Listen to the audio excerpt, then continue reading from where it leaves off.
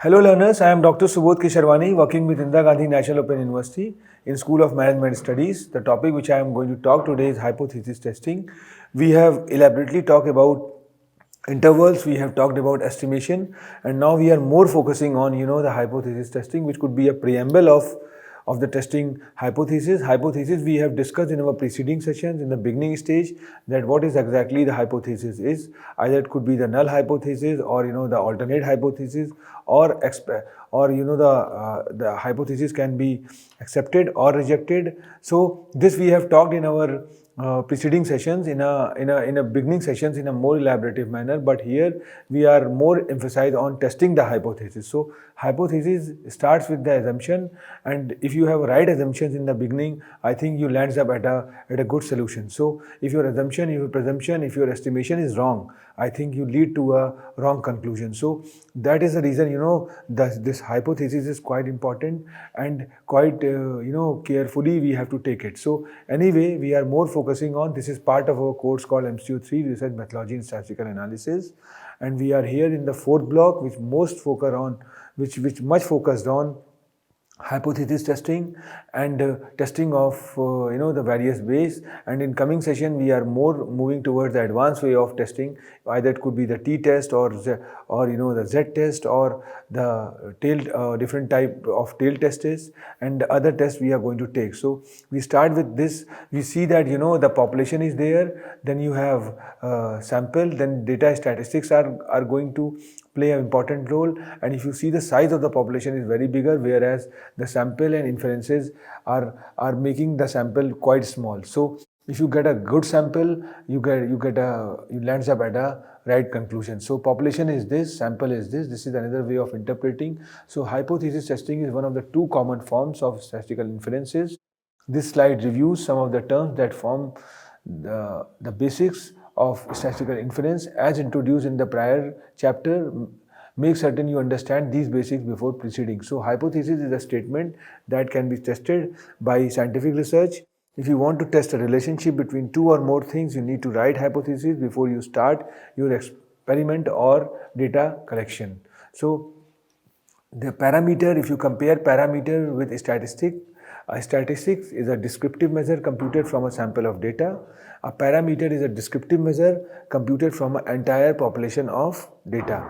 So inferential statistics enables you to make an educated guess about a population parameter based on a statistics computed from a sample randomly drawn from that population. So if we go more into the backdrop of statistical inference, it's purely talk about the estimation and hypothesis testing. So in our previous session, we had thrown a light on estimation in a more elaborative manner, and this particular session focus on basic parts of hypothesis testing. But prior to that, let's talk about statistical inference or inferential statistics. So statistical inference draws conclusion about a population, that is probability density function from a random sample that has supposedly been drawn from that population. So if we compare the estimation with the hypothesis, I think estimation is the first step in statistical inference.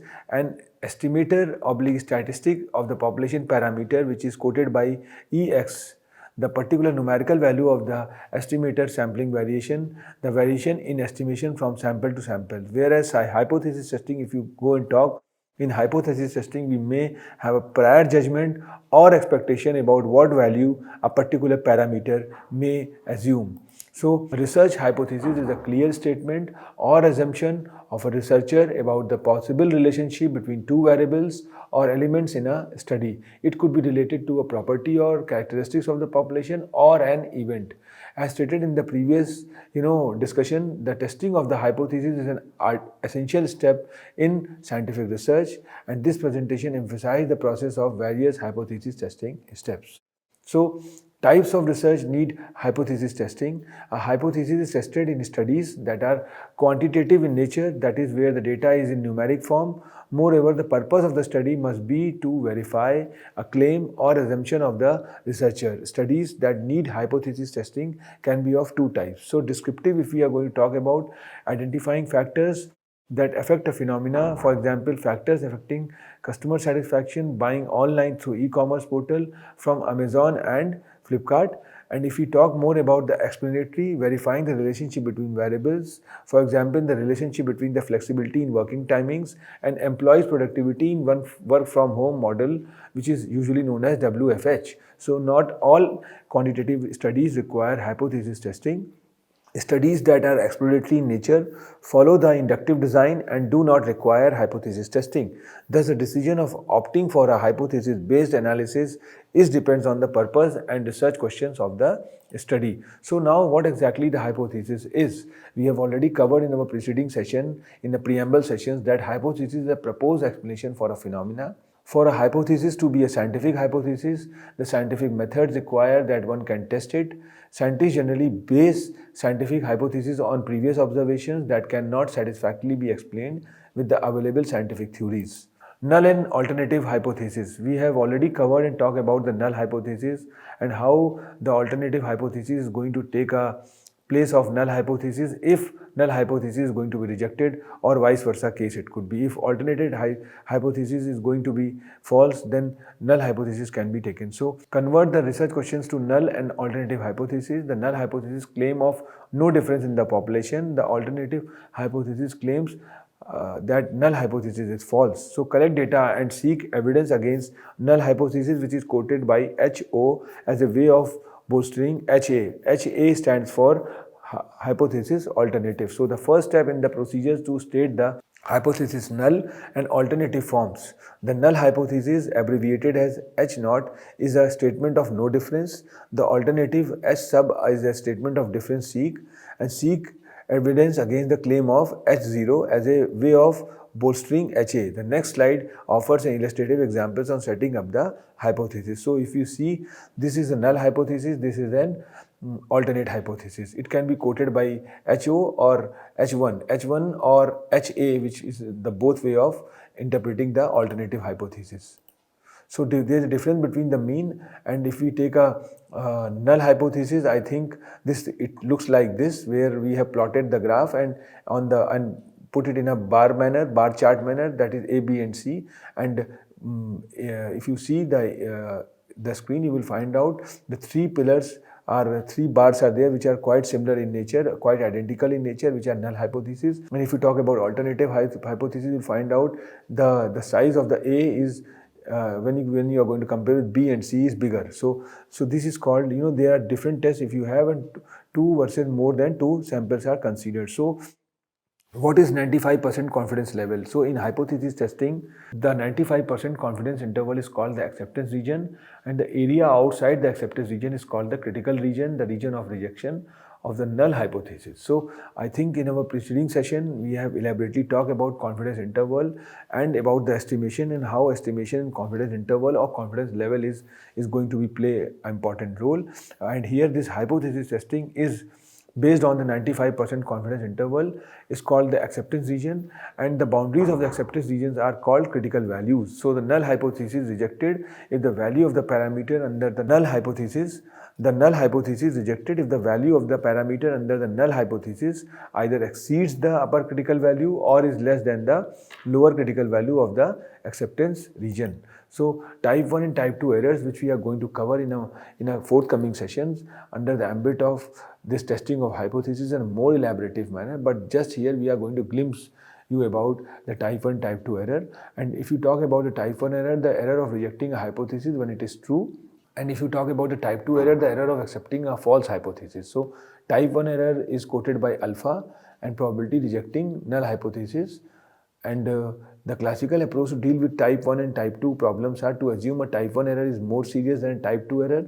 Try to keep the probability of committing a type 1 error at a fairly low level, and then minimizing a type 2 error as much as possible. So this is simply specifies the value of alpha without worrying too much about beta. The decision to accept or reject a null hypothesis depends critically on both the formula and the probability of committing a type 1 error. So a 95% confidence coefficient, a 5% level of confidence, 95% level of degree of confidence. So we are prepared to accept at the most 5% probability of committing a type 1 error. So if you compare or more talk about the type 1 and type 2 errors, type 1 error, the error of rejecting hypothesis when it is true, And if you talk about the type 2 error, the error of accepting a false hypothesis. So type 1 error is quoted by alpha, and probability rejecting the null hypothesis is true. And if you talk about the type 2 error, it's quoted by beta, and probability accepting null hypothesis is false.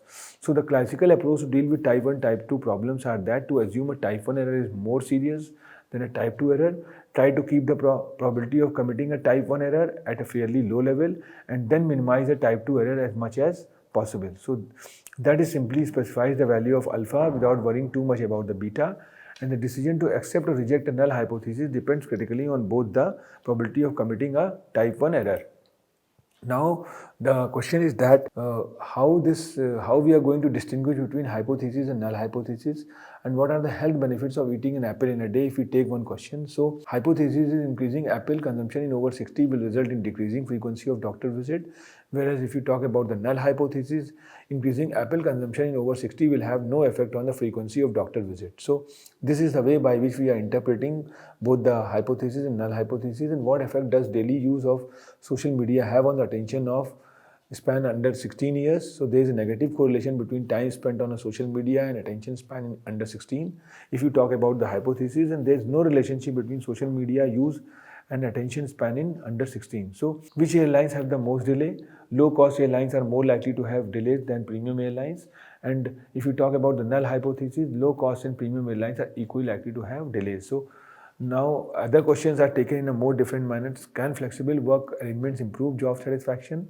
If we talk about the hypothesis, employees who have flexible working hours will report greater job satisfaction than employees who work fixed hours. So there is no relationship between working hours flexibility and job satisfaction if we talk about the null hypothesis. So there are certain terms which are quite omnipresent in nature and used like population, all possible values, sample, a proportion of the population, statistical inference, generalizing from a sample to a population with calculated degree of certainty. Two forms of statistical inference, hypothesis testing and estimation, which we have already covered. Estimation we have already covered in preceding sessions. And parameter, a characteristics of population, that is population mean quoted by mu.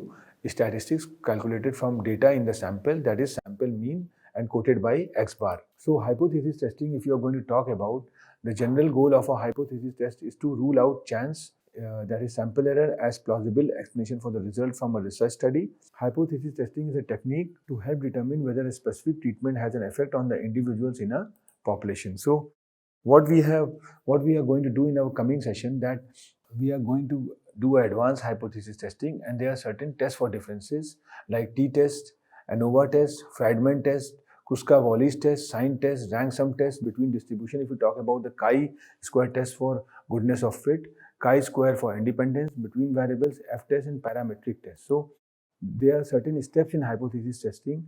The first step is formulating the hypothesis. Second is data collection. Third is setting test statistics and p-value. Fourth is set decision making criteria. 5 is choosing software and decide outcome. So since we are on the verge of completing this particular course, and this course is quite important for the researchers, so now the time had come where we are more into the testing and in the execution process. And once we test all those, the results automatically come, and then we try to accumulate all the data and conclude it with the help of report writing and all, which we are going to take in our coming session. So if you more talk about the hypothesis testing, it is also called significance testing.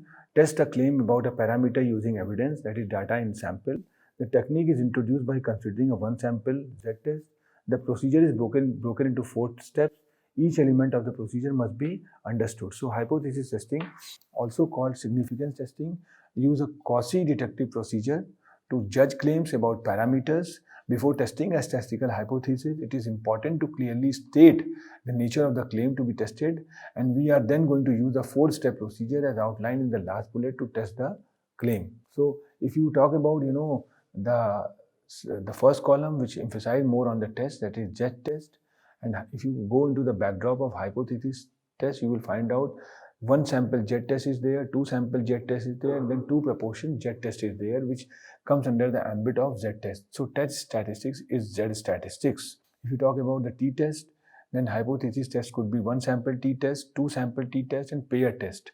As well as, if you talk about the chi-square, the chi-square fit test, chi-square test of independence, and Then F test is there, which more focus on one-way ANOVA, POC Hoss test, factorial analysis of variance, repeated measure of variance, analysis of variance, and comes under the ambit of F statistics. So this we are going to cover in a more elaborative manner on one-to-one basis in our coming sessions elaborately. So determination of the appropriate test statistical significance level have a great use. Test statistics determines the degree of agreement between the sample and the null hypothesis. Based on the characteristics of the sample, its distribution and the sample size, a relevant test statistics must be selected. As stated in the previous discussion, for the samples having normal distribution, z-test, t-test, x-squared test and f-distribution test statistics could be used, while for non-normal distribution, Wilcoxon rank sum test, Wilcoxon signed rank test and Kruskal-Wallis test are applied. A non-parametric alternative for the z-test is the Wilcoxon signed test, the t-test is the Wilcoxon rank sum test, and for ANOVA is Kruskal-Wallis test. Thus, by comparing the sample with the above stated criterion, test statistic could be determined. The basic of determining the appropriate test statistic for the parametric test could be normal distribution test is shown below. So, if you see, this is the formula by which we are going to compare comparison of means. One sample z test, degree of freedom is not applicable. If we talk about testing the difference of a sample mean x bar with a known population mean mu, fixed mean, historical mean or targeted mean is there, assumption is normal distribution, known population, and the formula is z equals to x bar minus mu upon sigma upon square root of n.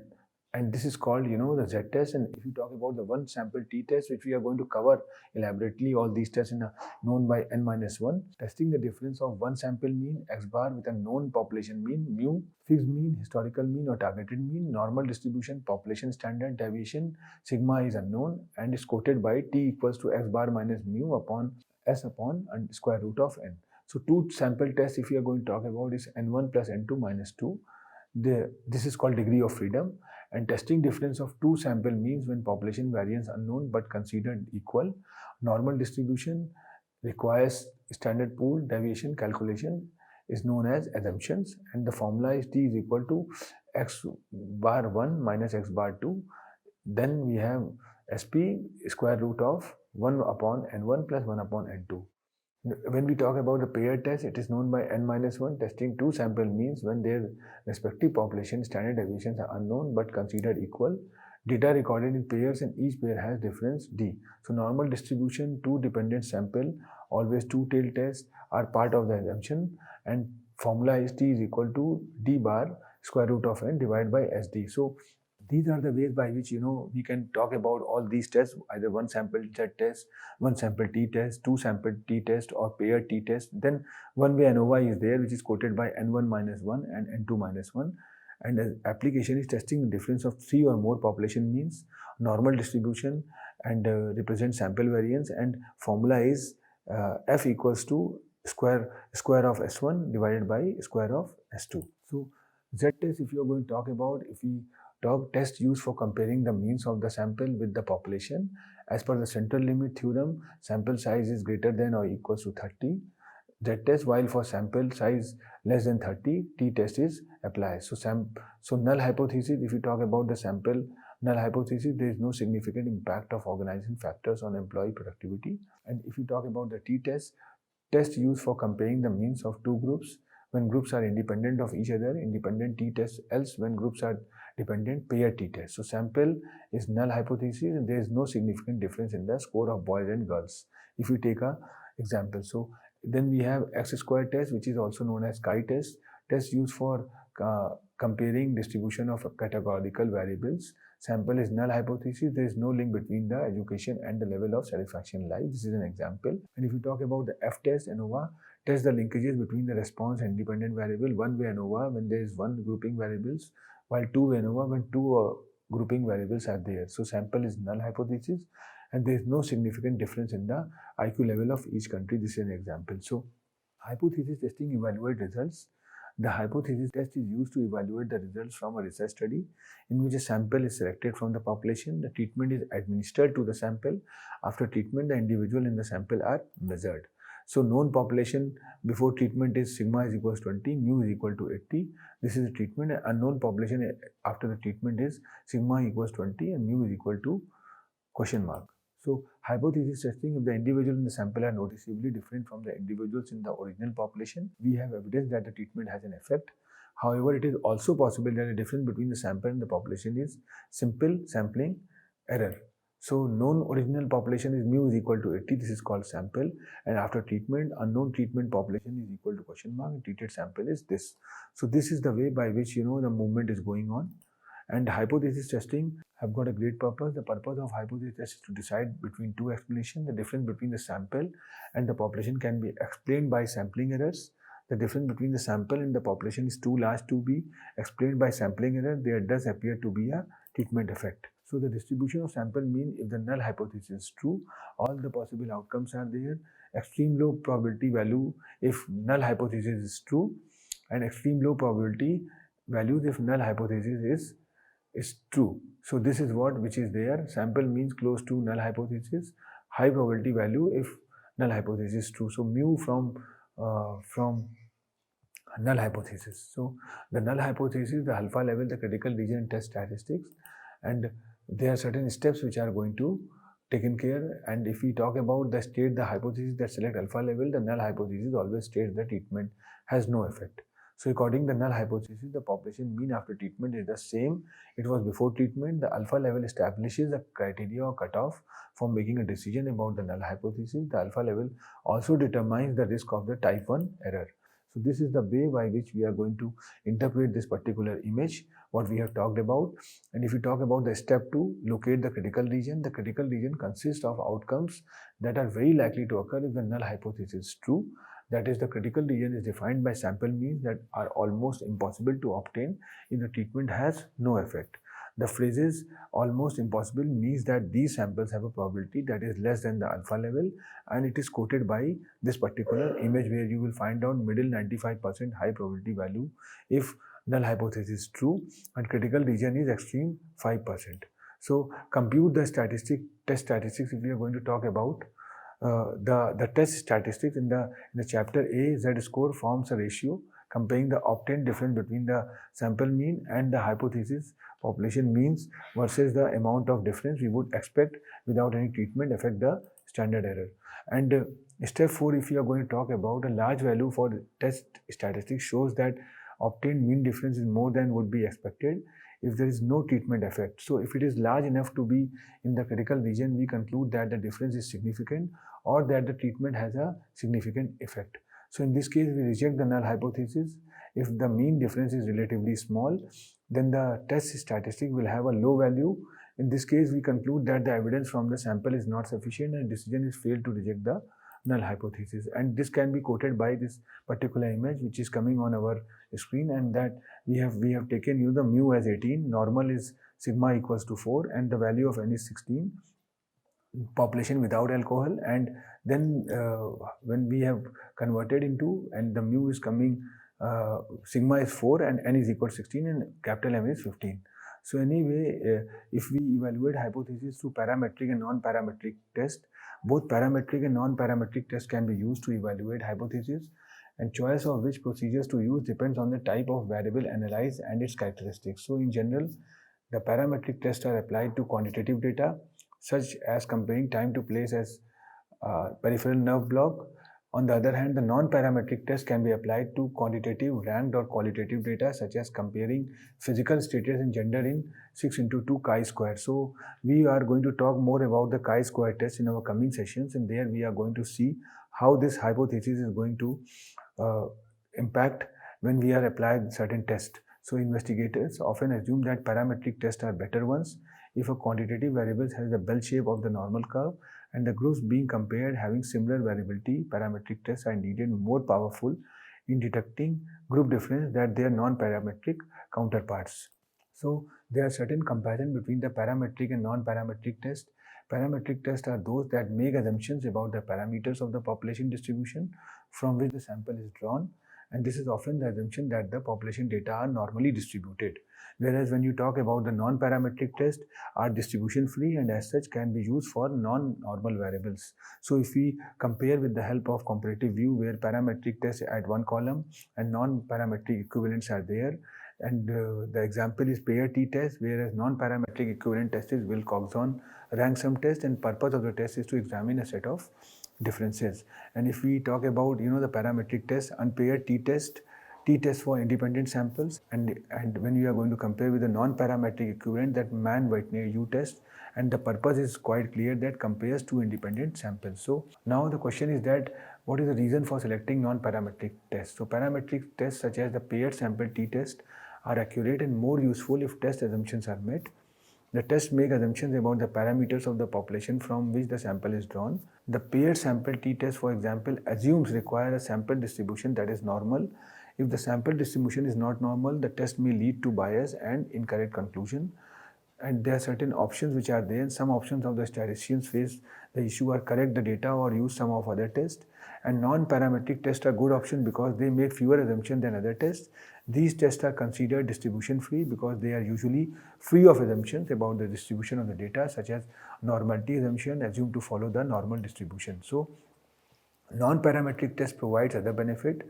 It includes two most significant thing, and non-parametric test could be used in more cases for normally distributed data as well as non-normally distributed data. So anyway, I think as a data analysis, we do not choose tests solely on the power. In the first example, a chi-square analysis would not be used unless the distribution for time to place is there. And I think we have to sum up this particular session because this is just a preamble part of what we have talked in our preceding sessions. And hypothesis testing is a very important ingredient because we have talked a lot about null hypothesis and alternate hypothesis. Now the time had come where we have to test this. So choice of test should be driven by the type of variables being analyzed and their distributional characteristics. As studies are likely to contain all types of data, findings from mix of these methods are usually reported. And if you see this particular image, you will find out that the table is there. We start with the correlation, regression, and then we have moved to the probability, and then certain trend analysis had been covered, and finally we have moved to the testing part. So this testing part can be done in two ways, and when we have more than two samples, we go for the parametric ANOVA, and when we have and then non-parametric tests can be applied, which more focus on the related samples and independent samples.